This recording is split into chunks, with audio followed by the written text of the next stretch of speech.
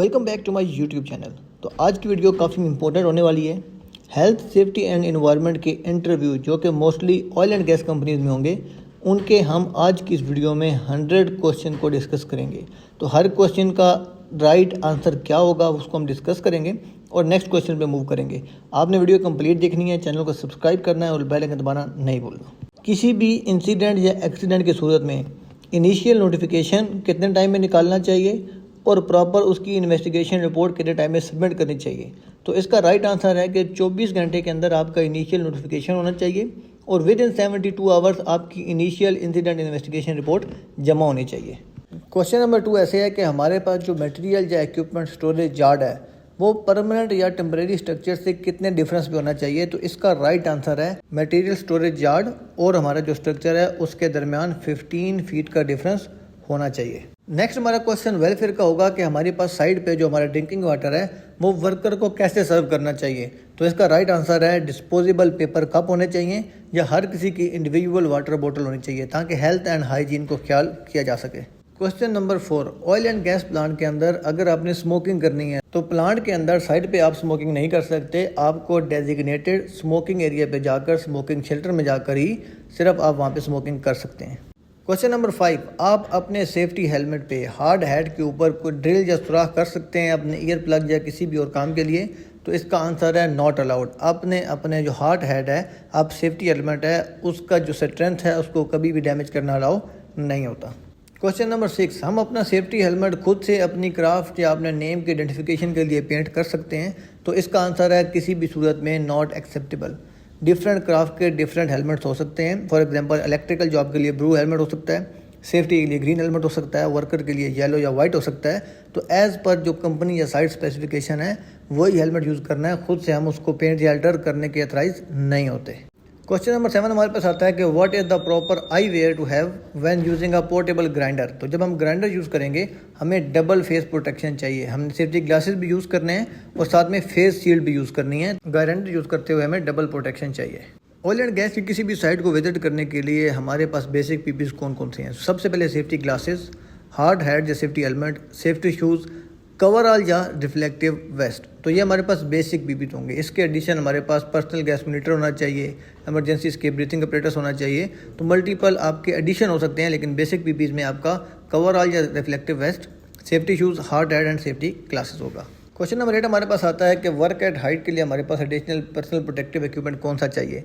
तो जब हमने 6 फीट या उससे अबव काम करना है हमें फुल बॉडी हार्नेस चाहिए with double land yard, 2 land yard होने चाहिए और प्रॉपर एंकर पॉइंट होना चाहिए जो कि हमारे फॉल के गिरने के चांसेस को कम कर सकता है। अगर गिर जाए तो उसके इम्पैक्ट को कंट्रोल करने में हेल्पफुल होगा। क्वेश्चन नंबर 10 हमारे पास है कि अगर हम ऑक्सीजन या एसिटिन कटिंग टॉर्च यूज़ कर रहे हैं, वेल्डिंग का काम कर रहे हैं, तो हमें उसके लिए क्या क्या पीपीज चाहिए आई प्रोटेक्शन के लिए। तो हमें उसके लिए वेल्डिंग का हेलमेट चाहिए जिसके अगर प्रोटेक्टिव इक्विपमेंट आई वेयर होता है जो कि स्पेशली वेल्डिंग के काम के लिए डिज़ाइन किया जाता है। Question number 11, what is the proper respiratory protection. Dust inhalation को कंट्रोल करने के लिए हमें कौन सा मास्क चाहिए। तो मिनिमम 3 mm का कॉटन मास्क और डस्ट मास्क चाहिए। 3 mm से कम उसकी थिकनेस नहीं होनी चाहिए, तभी वो प्रॉपर को डस्ट इनहेलेशन को रोक सकता है, हमें सेफ्टी प्रोटेक्शन प्रोवाइड कर सकता है। क्वेश्चन नंबर 10 अगेन हमारे पास आता है रिस्पायरेटरी प्रोटेक्शन में अगर हमने स्प्रे पेंटिंग करनी है तो उसके लिए हमें हाफ फेस मास्क बोल सकते हैं, फिल्टर फेस मास्क बोल सकते हैं या केमिकल कार्ट्रिज रिस्पायरेटर। उसके अंदर आपके जो फ्यूम्स हैं उसके आने के चांसेस बहुत कम हो जाते हैं। क्वेश्चन नंबर 13 काफ़ी important, what is the required minimum distance between flammable storage area and nearest building storing combustibles. तो हमारे पास कम से कम 15 मीटर या 50 फीट जिसमें फ्लेमेबल मटेरियल और हमारे पास कंबस्टिबल मटेरियल स्टोर होगा, उन दोनों के दरमियान कम से कम 50 फीट या हमारे पास 15 मीटर उसका डिस्टेंस लाजमी होना चाहिए टू अवॉइड और eliminate the fire triangle completion. Question number 14, what type of container must be use to transport flammable liquid. तो फ्लेमेबल लिक्विड को ट्रांसपोर्ट करने के लिए मेटल कंटेनर चाहिए ताकि अगर ड्यूरिंग ट्रांसपोर्टेशन कुछ लीकेज हो जाता है, इंसिडेंट हो जाता है, तो लीकेज स्पिलेज के चांसेस काफ़ी कम हो जाएं, डैमेज के चांस कम होंगे।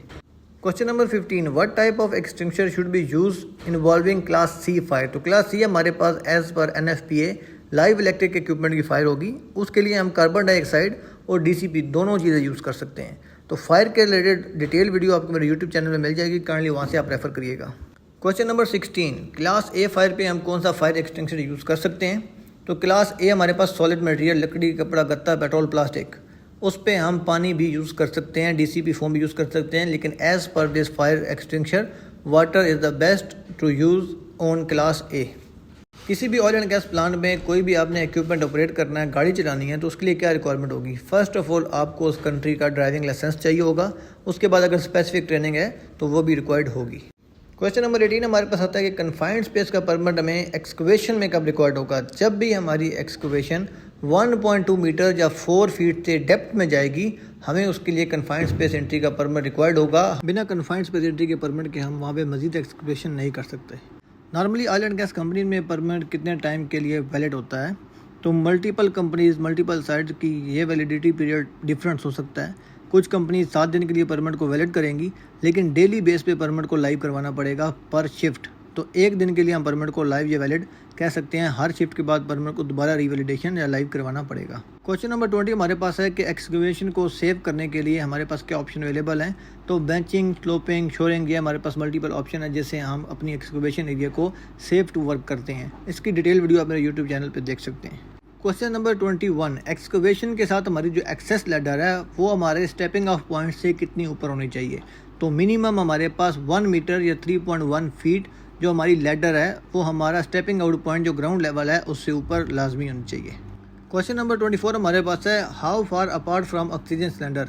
हमारे पास जो फ्लेमेबल गैस के सिलेंडर हैं उनको ऑक्सीजन सिलेंडर से कितना दूर स्टोर करना चाहिए ताकि हमारे पास फायर ट्रायंगल कंप्लीट ना हो?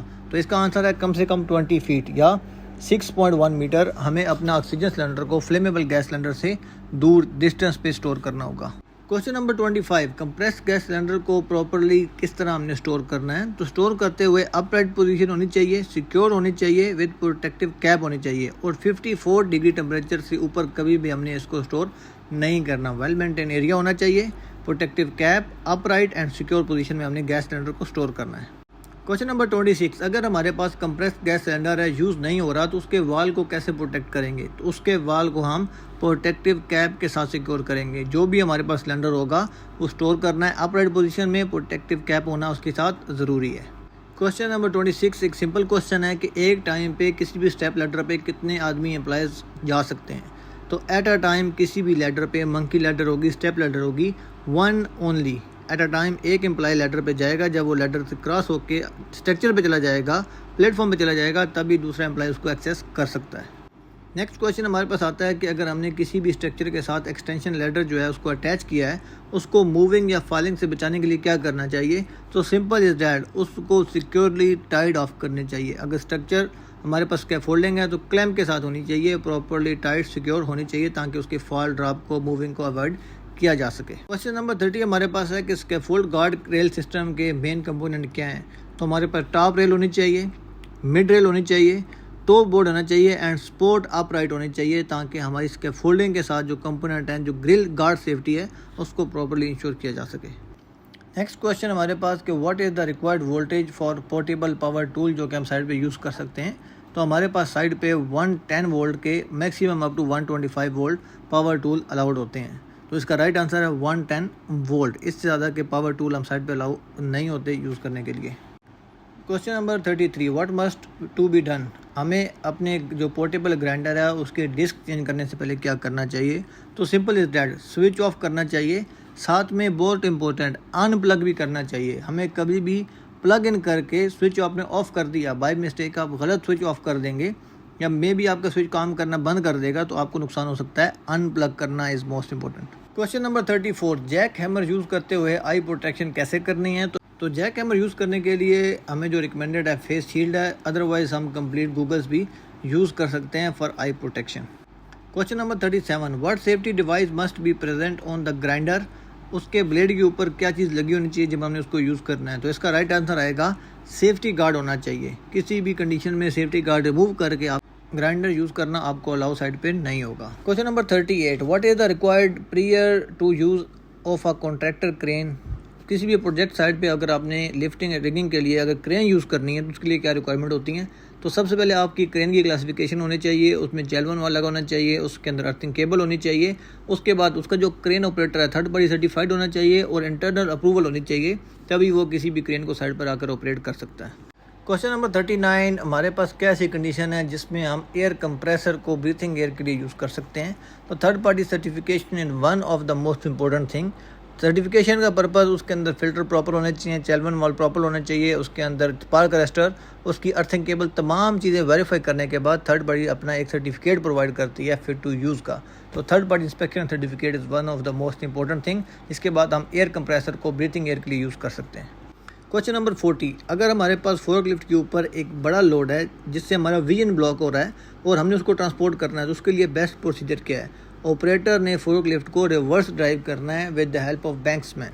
बैंक्समैन को होना लाजमी है अगर आपने कोई भी व्हीकल मूवमेंट करनी है। साथ में आप ऑपरेटर का अगर फ्रंट विजन क्लियर नहीं है तो उसको वो रिवर्स मूव करके लेके आएगा लोड को सिक्योर करते हुए।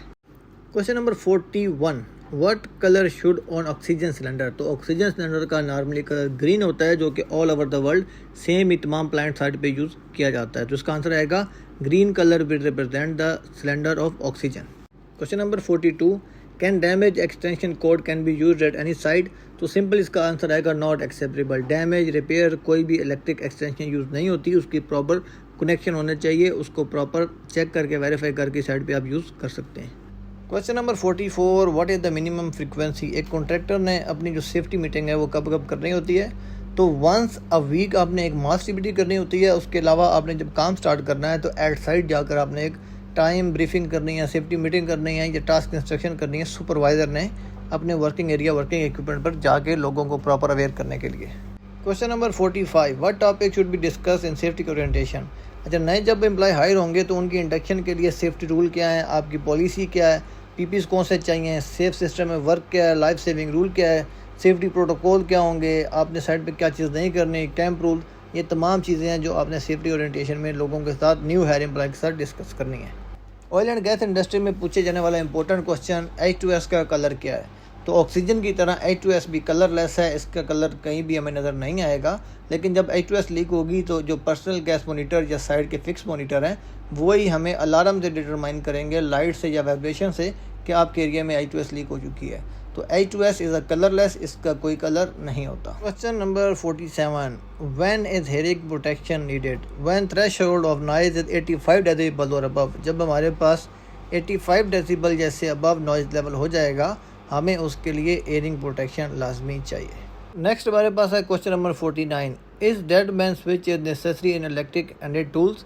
तो सिंपली इसका आंसर है यस। कोई भी इलेक्ट्रिक इक्विपमेंट हमें with dead man switch, without dead man switch use करना अलाउ साइड पर नहीं होता।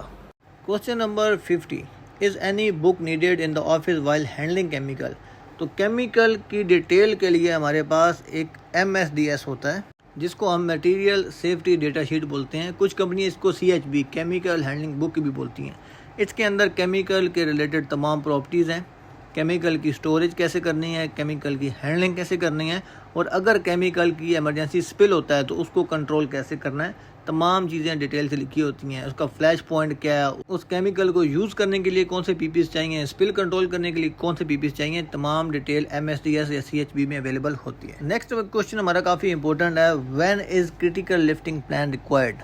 तो हमारे पास critical lifting plan around power lines या पावर इक्विपमेंट, उसके बाद नाइट शिफ्ट, उसके बाद अब अगर हमारा लोड जो है 40 टन से अबव होगा तो इसके लिए हमें क्रिटिकल लिफ्टिंग प्लान चाहिए होगा। Question number 52, eight what wind speed crane lift is not allowed. तो 32 किलोमीटर की अगर बात करें तो 32 किलोमीटर पर आवर्स, नॉट्स में बात करें तो 17 नॉट्स, एंड मीटर पर सेकंड की बात करें तो 9.8 मीटर पर सेकंड पे हमें जो अपनी लिफ्टिंग होगी उसको सस्पेंड करना होगा। Question number 53, at what wind speed crane suspended man basket not allowed. जब हमारे पास wind speed more than 25 kilometre per hour होगी उस टाइम पे हम क्रेन के साथ मैन बास्केट अटैच करके कोई भी एक्टिविटी काम नहीं कर सकते। Question number 54, is 220 volt electric equipment allowed. तो simply not allowed at site, only 110 voltage equipment are allowed. Question number 55, is flash back arrestor required with oxygen और एसिटिलीन सिलेंडर। Yes, it is required. It is mandatory requirement. It can stop your flash to coming back to the cylinder to the main supply. Question number 56 हमारे पास scaffolding tags का आएगा कि scaffolding के tag कौन कौन से होते हैं, उनका क्या मतलब है। तो रेड टैग होता है डोंट यूज़, कोई भी आदमी स्कैफोल्डिंग यूज़ करने के लिए ऑथराइज नहीं होता। सिर्फ हमारे पास जो competent third party train inspected diggers होते हैं वही सिर्फ रेड टैग के ऊपर जस्ट स्कैफोल्डिंग इरेक्ट करेंगे या डिसमेंटल करेंगे। नेक्स्ट आता है हमारे पास ग्रीन टैग। ग्रीन टैग पे हम स्कैफोल्डिंग को एक्सेस यूज़ कर सकते हैं। थर्ड हमारे पास आता है येलो टैग।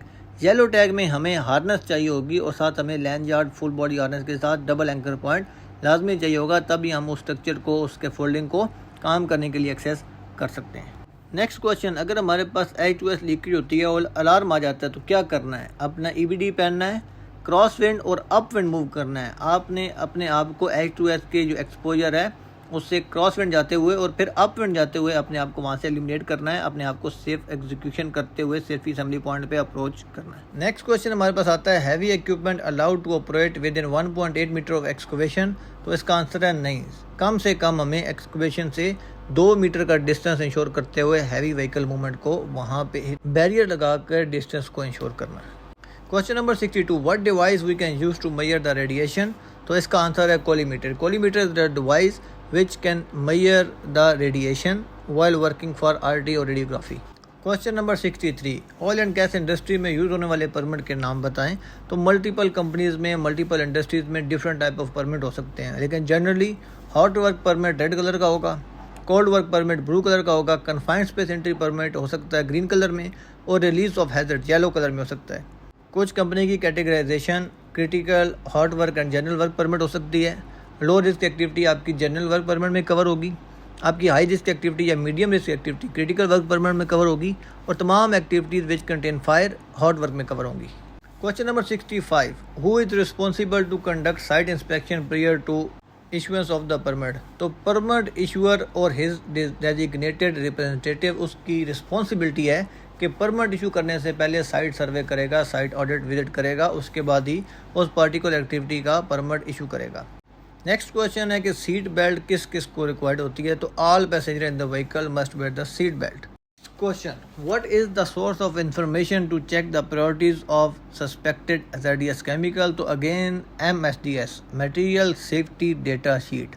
इक्विपमेंट की प्रॉपर्टीज़ क्या हैं, स्टोरेज, यूजिंग, स्पिलेज में उसके कैसे आपने मैनेज करना है, कौन कौन से PPs रिक्वायर्ड हैं, तो MSDS से हमें सब चीज़ें पता चलेंगी। नेक्स्ट क्वेश्चन, आप कंप्रेस गैस के सिलेंडर को अगर यूज़ नहीं हो रहा तो ओपन एरिया में शेड के नीचे रख सकते हैं।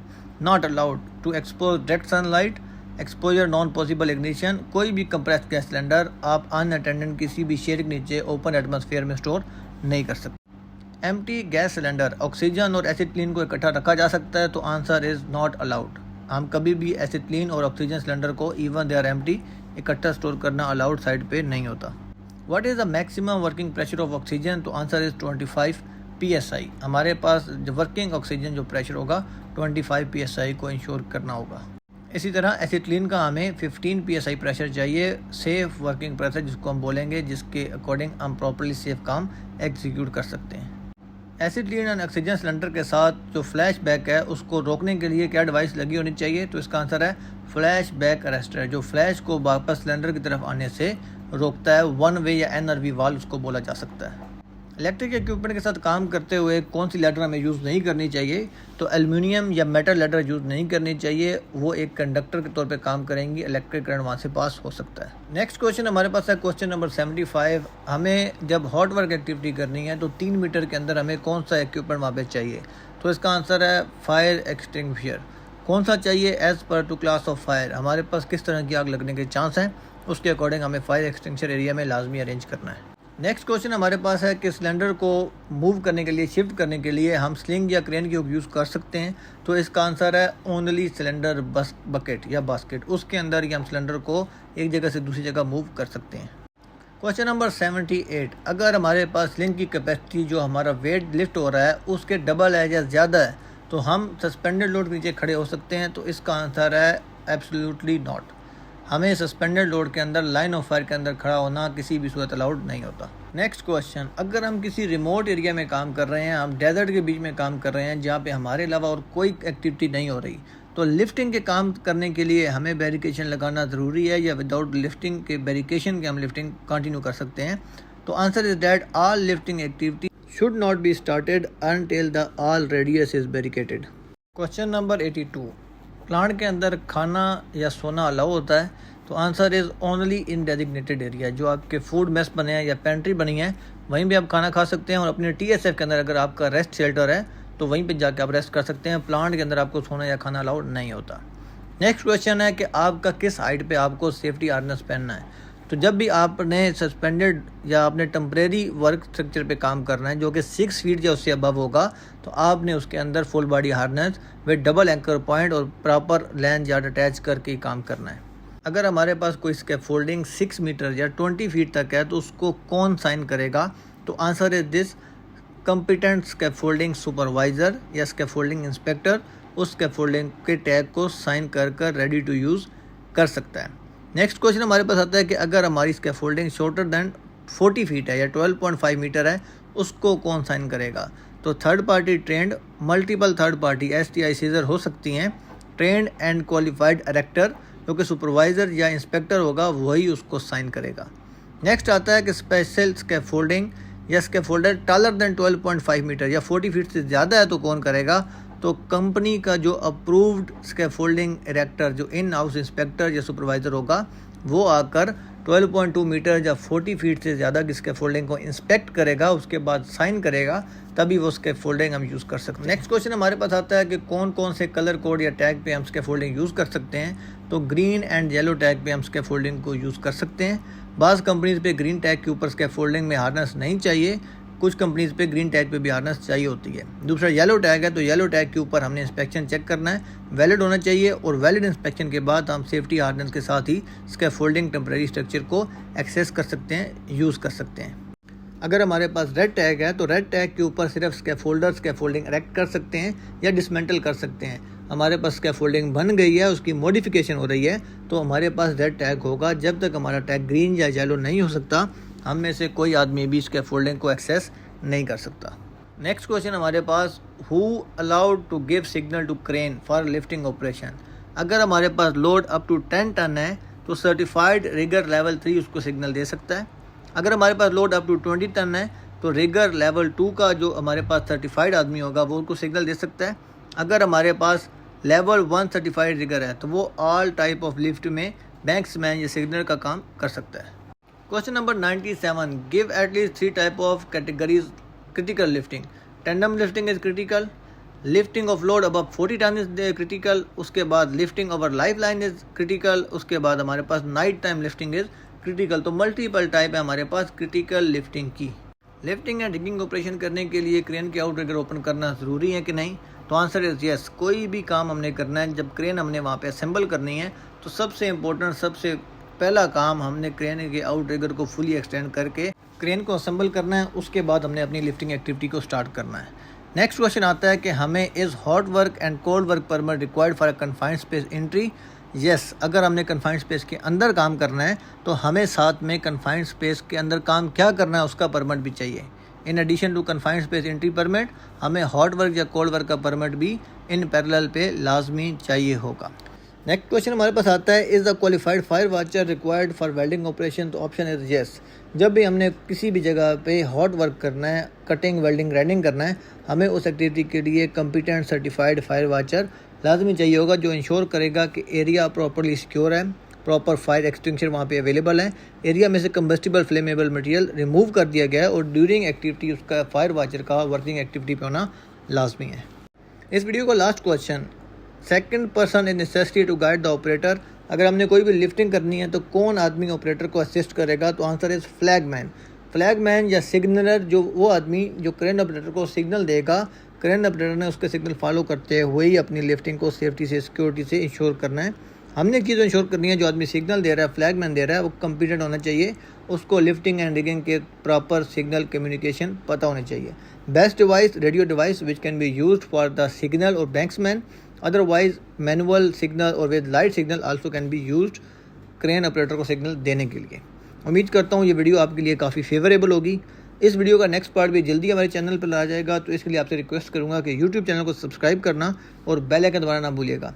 इस वीडियो को अपने उन तमाम दोस्तों के साथ शेयर करिएगा जिनको HSE का बेसिक नॉलेज चाहिए, वो किसी भी जगह पे HSE का इंटरव्यू देने के लिए जा रहे हैं। उम्मीद करता हूँ ये एक रिफ्रेशर वीडियो, एक 100 क्वेश्चन जो हमने इस वीडियो में डिस्कस किए, आपकी इंटरव्यू की प्रिपरेशन में काफ़ी फ़ायदेमंद साबित होंगे।